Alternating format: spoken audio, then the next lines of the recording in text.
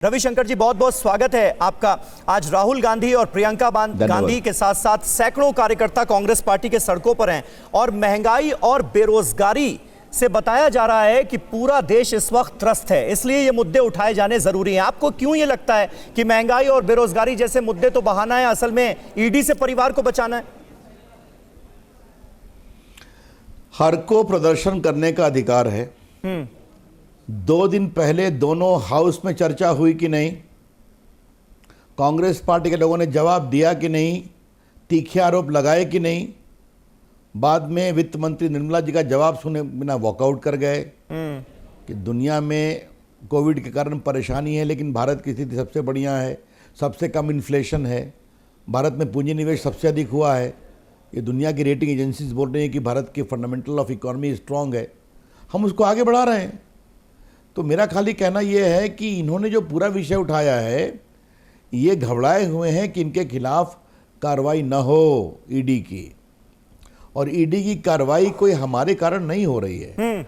ED की कार्रवाई हो रही है जब 14 के पहले ही कंप्लेन फाइल हुआ था और इन्होंने बेल लिया। इनके खिलाफ आरोप क्या है? 420, 420 धोखाधड़ी, 120B षड्यंत्र। गए हाई कोर्ट क्वेश्चन के लिए, रिजेक्टेड। गए supreme court, rejected. Income tax ने खोला, उस पर भी हार गए। तो कानून काम कर रहा है, तो राहुल गांधी कह रहे हैं कि लोकतंत्र खतरे में है। तो भैया, अगर आपको बेल नहीं मिलता तो उसके कारण इंस्टीट्यूशन गड़बड़ है क्या?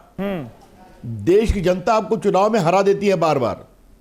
अभी श्रद्धामना बोल रही थी, उनकी बहन, मैंने सुना उनकी आवाज, गई थी ना यूपी में, लड़की हूं, लड़ सकती हूं। कितनी सीट आई? 2 सीट आई कि नहीं आए? तो हम क्या करें भाई? योगी जी को और अधिक जिता दिया उन्होंने। 14 में हराया, 19 में देश जनता ने और उनको हरा दिया। तो मेरा सवाल है कि अगर उनको वोट नहीं मिले तो चुनाव आयोग गड़बड़ संस्था है, अगर उनको बेल नहीं मिले तो जुडिशरी गड़बड़ संस्था है। ये क्या कर रहे हैं राहुल गांधी? और लोकतंत्र की बात कहते हैं। नहीं, अच्छा तो रविशंकर परिवार जी, में लोकतंत्र है क्या? एक बड़ी बात उनकी तरफ से ये इस बात जी कंप्लीट कर लें। एक खाली बोल दूं, हाँ, कि परिवार में लोकतंत्र है क्या? भाई बहन और माता जी के अलावा और कोई नेता बन सकता है क्या? कांग्रेस पार्टी में आंतरिक चुनाव कभी हुए हैं क्या? तो ये क्या कहा जा रहा है, ये मैं कहना चाह रहा था। अच्छा, मेन डिफरेंस आज राहुल गांधी की तरफ से यह बताया गया। उन्होंने कहा कि देखिए, यूपीए और एनडीए की सरकार में यही फर्क है कि अब सारे इंस्टीट्यूशंस पर भी कब्जा हो गया है सरकार का। हमारी सरकार के वक्त ऐसा नहीं था। पार्टियों में आपसी लड़ाई होती थी, राजनीतिक लड़ाई, लेकिन अब तो इंस्टीट्यूशन को खड़ा कर दिया जा रहा है ऑपोजिशन के लीडरान के खिलाफ।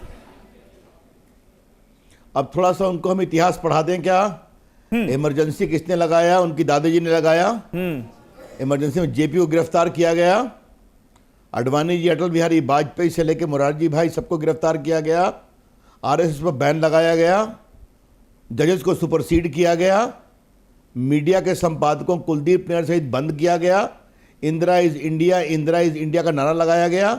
ये हमने लगाया था क्या? आप मुझे बताइए। और राम जन्मभूमि के आंदोलन में भाजपा की राजस्थान की सरकार, मध्य प्रदेश की सरकार, हिमाचल की सरकार सब डिसमिस कर दिया यूपी के साथ साथ। तो ये हमने कहा था क्या? ये क्या मतलब है इसका?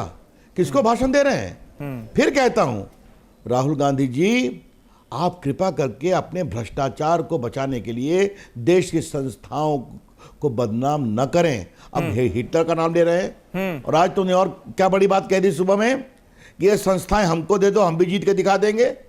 यही है उनकी सोच कि जनता क्या प्रेम नहीं चाहिए हमें, हम मैनेज करके जीतना चाहते हैं।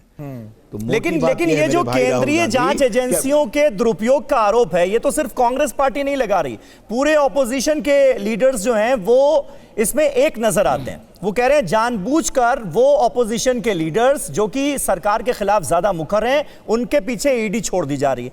और ये कोई नई बात तो है नहीं। मतलब हमने, जब आप लोग विपक्ष में थे तब भी हमने देखा है कि सीबीआई जैसी एजेंसी पर मिसयूज के कितने आरोप लगे।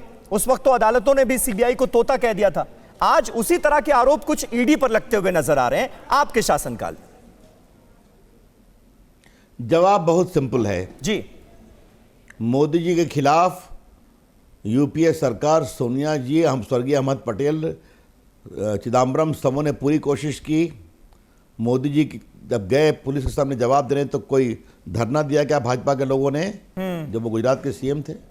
न्याय प्रक्रिया छूट कर निकले। आप जरा हमें यह बताइए कि हम ही ने कहा था क्या कि कलकत्ता के 2-3 फ्लैट से 70 करोड़ रुपया कैश मिलेगा? ये हम ही ने कहा था क्या? हम ही ने कहा था क्या कि एक आईएएस ऑफिसर के घर से और बाकी दफ्तरों से सैकड़ों करोड़ों रुपया रांची में निकलेगा क्या? हम ही ने कहा था क्या कि हवाला से? और देखिए, मैं आपके चैनल पर आज इस बात को क्लैरिफाई करना चाहता हूं, ये पूरा मामला नेशनल हेराल्ड का क्या है। 1 मिनट वक्त दीजिए मुझे आप जी।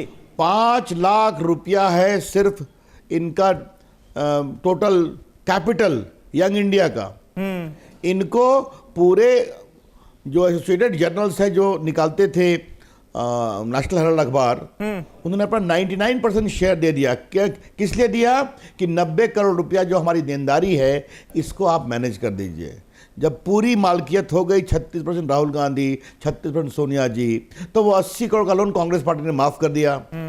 और जो 50 लाख दिया वो भी हवाला के माध्यम से आया है। तो इससे बढ़िया व्यापार क्या होगा कि 5 लाख का पूंजी निवेश और 5000 करोड़ की बड़ी संपत्ति मुंबई में, दिल्ली में, लखनऊ में, आपके मोहाली में, पटना में, ये आ गई साहब। यही तो मामला है ना। हाँ। कि आपने देखिए, ये पूरी कहानी बहुत सिंपल है, इसको समझिए आप। पार्टी हमारी जेब में, पार्टी का नेता हमारे परिवार से, और अब पार्टी की संपत्ति भी हमारी जेब में। तो क्या इसकी जांच नहीं होनी चाहिए क्या? मोदी जी की सरकार में ईमानदारी से कार्रवाई होती है और होगी। लगभग हजारों करोड़ रुपए रिकवर हुए हैं कि नहीं? आप ये बताइए, जो लोग जेल में मुंबई में गए उनको बेल मिली क्या? फिर आपसे पूछ रहा हूं। अब तो उस ईडी की काम की तारीफ कर रहे हैं। तो मोदी जी ने भ्रष्टाचार तंत्र को समाप्त कर दिया है और सही लोकतंत्र है, इससे उनको परेशानी है। तो अच्छा, महंगाई, धरना से रविशंकर प्रसाद जी, अब देश में इस वक्त जो महंगाई है, ठीक है, हमने वो निर्मला सीतारमण का सदन के पटल पर जो तमाम तथ्य रखे गए, यूपीए के दौर भी याद दिलाया गया जब 9 बार लगातार हमने देखा था महंगाई जो है दर वो डबल डिजिट में रही थी। अब 7% तक मेंटेन करने की कोशिश इसे की जा रही है, लेकिन उसके बावजूद भी आपको लगता है कि जनता का जो सेंटिमेंट है उसे भी कहीं ना कहीं समझना होगा। जब इस तरह के बयानात आपकी तरफ से दिए जाते हैं, बीजेपी की तरफ से दिए जाते हैं कि भाई महंगाई है कहां, इसीलिए तो विपक्ष को नजर नहीं आ रही, आज उसी बयान को आधार बनाकर प्रियंका गांधी सरकार को घेरती हुई नजर आ रही है। वो कह रही है कि देखिए, महंगाई पूछा गया था ना कि महंगाई कहां है, महंगाई कहां है, हम बताने आए हैं आज की महंगाई कहां है। अब प्रियंका जी क्या बोलती है इसका जवाब मुझसे मत पूछिए। हमारे प्रधानमंत्री ने कभी कहा क्या? हमारे के पार्टी के अध्यक्ष ने कभी कहा क्या? हमारी वित्त मंत्री ने कभी कहा क्या? हम लोगों ने कभी कहा क्या? हम लोगों ने कहा समस्या है कोविड के कारण, लेकिन हमारी सरकार ने 80 करोड़ लोगों को मुफ्त में खाना खिलाया कि नहीं? अभी भी खिला रहे हैं। हमारी सरकार ने गांव-गांव में पैसे दिए कि नहीं? कोविड के बावजूद हमने देश के 10 करोड़ किसानों को 1 लाख करोड़ रुपए दिए कि नहीं? आप मुझे बताइए, जो देते हैं हम हर 3 महीने पर 2-2 हज़ार रुपया। हमारी सरकार ने भारत में मेड इन इंडिया वैक्सीन बनाया कि नहीं बनाया? हमारी सरकार ने 200 करोड़ फ्री डोज दिए कि नहीं दिए? और यही राहुल गांधी है ना, मेड इन इंडिया वैक्सीन का मजाक उड़ाया करते थे, और उन्होंने ये भी फोटो नहीं दिखाया आपके चैनल पर, देखो हमने भी डोज लगाया है। तो अब भाई ये हमने करके दिखाया है ना। नहीं, लेकिन आप जिन बातों का जिक्र कर रहे हैं रविशंकर जी, उन्हीं को आधार बनाकर आज कांग्रेस पार्टी हमला बोलती हुई नजर आई। अब जयंत सिन्हा ने ये जो कहा कि महंगाई कहां है, ये बयान, और निशिकांत दुबे की तरफ से जो बयान दिया गया कि भाई 80 करोड़ लोगों को फ्री फंड का खाना खिला रहे हैं, ये कांग्रेस पार्टी और पूरा ऑपोजिशन कह रहा है कि भाई ये जनता के साथ इससे बड़ा और मजाक क्या हो सकता है। एक तो महंगाई बढ़ती जा रही है, दूसरी तरफ आप ऐसे स्टेटमेंट्स दे रहे हैं। ऐसा है, अगर उनको इतना समझ में नहीं आता कि ये सारे पैसे खाना खिलाने का काम कोविड में भूखे लोगों को किया गया था, जब काम दाम बंद थे। अभी लोग कोविड से उभर रहे हैं, सुधर रहे हैं, तो हमने कहा भैया एकाएक हम नहीं रोकेंगे। अभी उनको समझ में नहीं आता तो हम क्या करें? जो सोने के चम्मच लेके पैदा हुए हैं, जिसके ऊपर हीरा लगा हुआ है, वो गरीबी क्या समझेंगे? मोटी बात आप समझिए श्रीमान जी, ये देश बदल रहा है। ये देश के लोग अब समझते हैं कि हम खाली एक परिवार में पैदा हुए लोगों को सम्मान नहीं करेंगे, आम आदमी आगे बढ़ेगा।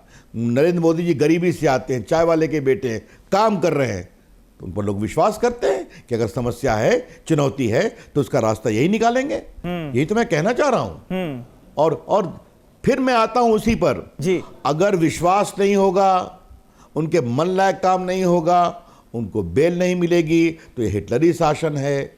मैं राहुल गांधी से एक ही बात कहूंगा, भैया सब काम करिए, लेकिन देश को शर्मिंदा तो मत करिए। अब आप जुडिशरी पर भी हमला बोल रहे हैं, आप सारी संस्थाओं पे हमला बोल रहे हैं।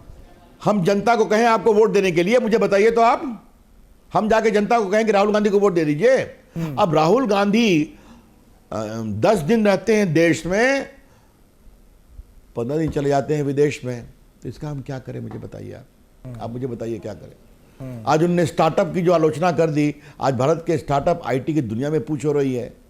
नौजवान बच्चे, आज मैंने उनसे एक सवाल पूछा था कि वो स्टार्टअप की पूरी दुनिया को समझते हैं क्या? यूनिकॉर्न का मतलब समझते हैं? एक स्टार्टअप यूनिकॉर्न मतलब रेवेन्यू $1 बिलियन, 7,000 करोड़। ऐसे 100 स्टार्टअप हो गए हैं जो विदेशों में अपना माल सप्लाई कर रहे हैं। उम्र कितनी है? 25 साल, 28 साल, 30 साल। और मैं रोजगार पर भी 1 मिनट आपको बोल ही दूं, सड़कें बनती हैं तो रोजगार मिलता है कि नहीं? रेल लाइन बिकती है तो सरकार मिलता है कि रोजगार मिलता है कि नहीं? आईटी का विस्तार होता है, मिलता है कि नहीं? तो फिर है, उनको समझना नहीं है, उनको चर्चा नहीं करनी है, एक खौफ का माहौल बनाना है ताकि ईडी काम नहीं करे। तो राहुल जी, सोनिया जी, भ्रष्टाचार के खिलाफ लड़ाई आपके खिलाफ अब चलेगी और आपको जवाब देना पड़ेगा। लेकिन रविशंकर प्रसाद जी, आज इतनी बड़ी बात कह गए राहुल गांधी प्रेस कॉन्फ्रेंस में, वो हिटलर से तुलना करते हुए नजर आ रहे हैं, प्रधानमंत्री की, भारत की जर्मनी से तुलना करते हुए नजर आ रहे हैं। क्या आपको लगता है कि इस तरह के जो आरोप लगाए जा रहे हैं, इसकी सबसे बड़ी वजह क्या है? क्योंकि आप लोग अक्सर कहते हैं कि भाई यहां देखिए हम चुनाव जीत गए, जनता ने फैसला हमारे हक में दिया, और जाहिर है आप लगातार चुनाव जीत भी रहे हैं, लेकिन वो ये कहते हैं राहुल गांधी कि देखिए चुनाव तो जीतता था हिटलर भी। हिटलर के विरोध में कौन लड़ता था? आप मुझे बताइए। यहां के चुनाव में राहुल गांधी चौकीदार चोर हैं किसको बोलते थे? आप जरा मुझे बताइए, बताइए मुझे। खुलेआम प्रचार करते हैं कि नहीं? गाली गलौज की भाषा करते हैं कि नहीं? जनता उनकी बात नहीं मानती, ईमानदारी से वोट करती है। उनकी बहन गई कि नहीं उत्तर प्रदेश में? लड़की हूं, लड़ सकती हूं, 2 सीट मिली, तो अब हम क्या करें? लेकिन राहुल गांधी हिंदुस्तान के लोकतंत्र को बदनाम कर रहे हैं, जिनके न परिवार में लोकतंत्र है, न जिनकी पार्टी में लोकतंत्र है, न जिनकी पार्टी में चुनाव नहीं होता, लेकिन वो हमसे सवाल पूछ रहे हैं।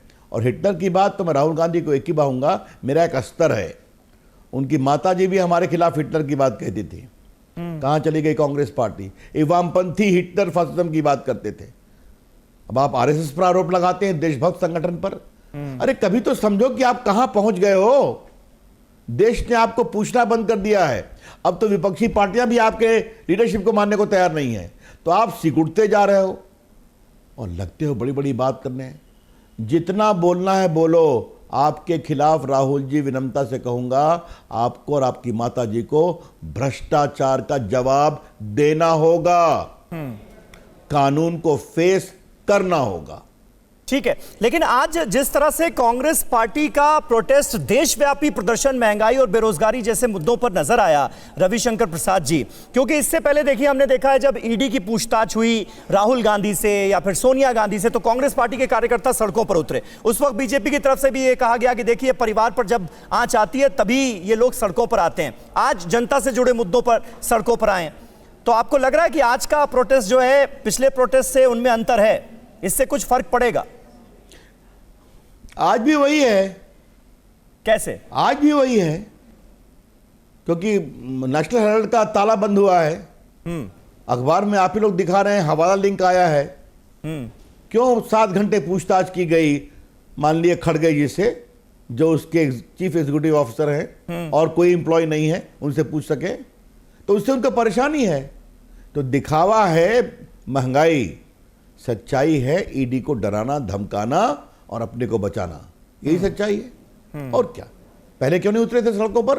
अब देखिए, कांग्रेस पार्टी कब क्या धरना देती है ये उनका अधिकार है। जितना करना हो करें, मोदी जी को गाली पढ़ें, भारत के लोकतंत्र को बदनाम करें। अब राहुल गांधी शिष्टाचार की भाषा भूल गए हैं। आज उन्होंने क्या कहा? हेलो पत्रकार मित्रों, देश में तानाशाही कैसे लगती है? जी, सुना ये कोई मैंने। बोलने का तरीका है? जिनकी पार्टी को बार बार हराया गया है, जिनका पूरा आचरण इमरजेंसी से लेकर आज तक पूरे इसके विरोध का है, और आज भी उन्होंने क्या कहा? मुझे ये संस्थाएं दे दो, हम चुनाव जीत जाएंगे। तो लोकतंत्र में विश्वास नहीं है, अंदर वही जीन्स है। चलिए, मैंने काफी आपको बोल दिया। बहुत बहुत रविशंकर धन्यवाद। जी, ये 5 अगस्त की तारीख कुछ खास वजह नजर आती है क्या? आज जो देशव्यापी प्रदर्शन किया जा रहा है, 5 अगस्त को राम मंदिर के शिला पूजन का कार्यक्रम हुआ था, 5 अगस्त को आर्टिकल 370 हटाए जाने का बड़ा फैसला लिया गया। बिल्कुल बिल्कुल बिल्कुल, यही तो विडंबना है कि आज 370 के समाप्ति पर कश्मीर में तिरंगा लहरा रहा है, नौजवान भविष्य बना रहे हैं, राहुल गांधी और उनकी बहन और अपने को बचाने का कार्यक्रम कर रहे हैं। चलिए, देश देख रही है। आज आपके अंत में यही बात करूंगा जी कि राहुल गांधी जितना गुस्सा दिखा दें, जितना गाली हमें दे दें, जो करना हो करें, भ्रष्टाचार का जवाब देना पड़ेगा। बस कार्रवाई को फेस करना पड़ेगा। ठीक है, चलिए, बहुत बहुत शुक्रिया रविशंकर प्रसाद जी, TV9 भारतवर्ष से बातचीत करने के लिए।